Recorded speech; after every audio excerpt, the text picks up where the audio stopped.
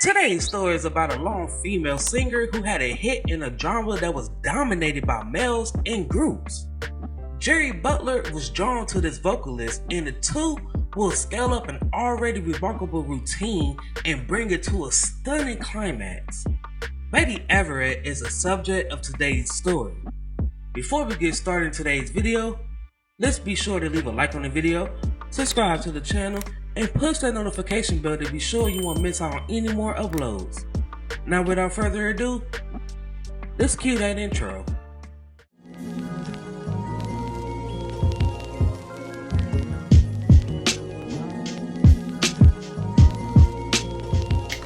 Betty Jean Everett was born on November 23, 1939 in Greenwood, Mississippi to Catherine and Abel Everett.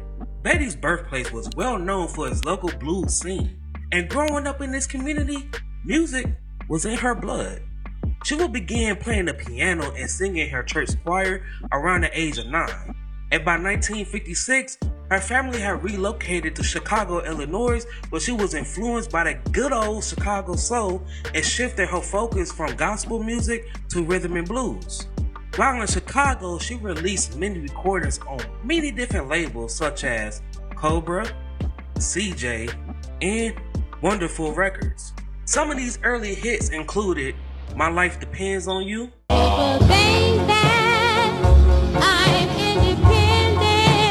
I've Got a Claim on You. Now you were sitting there talking about a divorce, don't you never let me hear you say, and I'll Be There. I know you don't see me, and I know. Between 1957 and 1963, she would keep herself busy by recording material. She would eventually get recognized for her pure talent, and she was able to perform with legendary singers such as Magic Sound and Muddy Waters. During this time, she also sang briefly with a local group called the Daylighters. Betty Everett and Katie Lester was a duet album that was released in 1962. After this album, Betty, she would join the roster of VJ Records. In November of that same year, to celebrate her birthday, she would celebrate the success of her debut song, You're No Good. Feeling better now that we're through.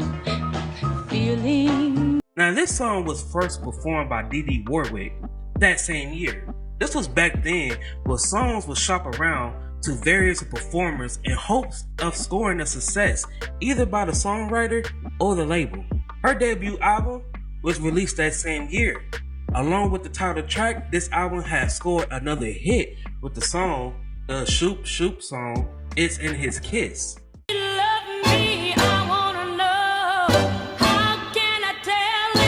In 1964, she would release 2 singles with I Can't Hear You, Telling me you're sorry, baby.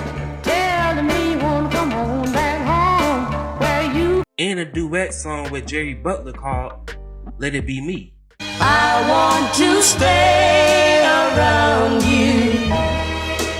In 1965, Betty, she would rack up 2 more hits with Getting Mighty Crowded I'm packing up my memories and I'm gonna move on out. and Smile. Smile, even though it's breaking. That same year, she would release her second album called Delicious Together, which was a duet album with Jerry Butler. Betty recorded with varieties of record companies including ABC, Fantasy, and Uni. After VJ Records had closed its doors in 1966. Her first year with ABC didn't go well, but she signed with Uni in 1969 and began working with Eugene Record from the Shy Lights, who she began to see a lot of success with. In 1968, Betty, she would release another album titled I Need You. That next year, she would release 3 singles called There Come a Time, There'll come a time. I Can't Say No to You, I can't say no. and It's Been a Long Time. Say, hey, babe, can I have your attention?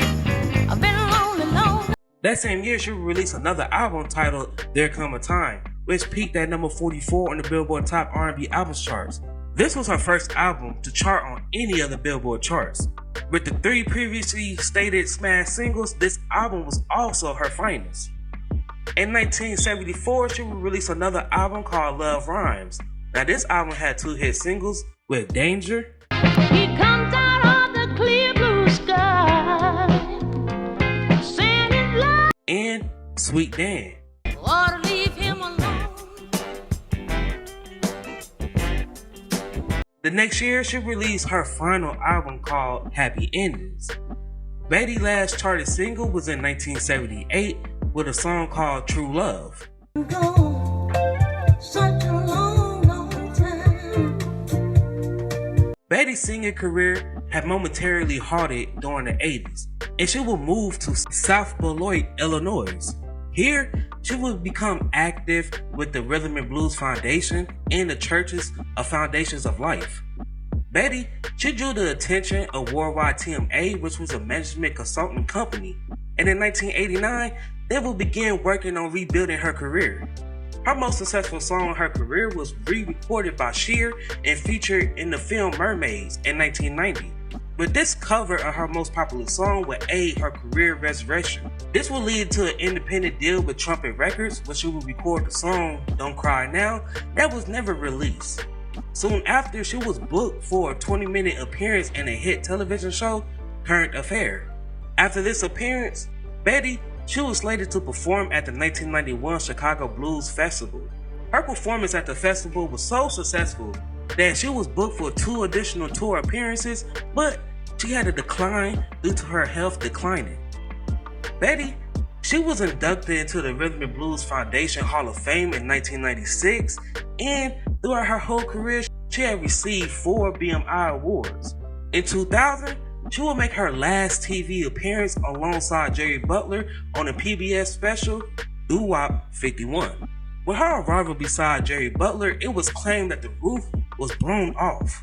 Betty would move to Beloit, Wisconsin sometime during the late 80s and early 90s, where she would live inexpensively until she began to receive her royalties at the end of her life. Betty, she would sadly pass away on August 19th, 2001 at the age of 61. And Jerry Butler, Betty's lifelong friend and personal manager, compared her to Gladys Knight, stating that she seemed to do everything so easily.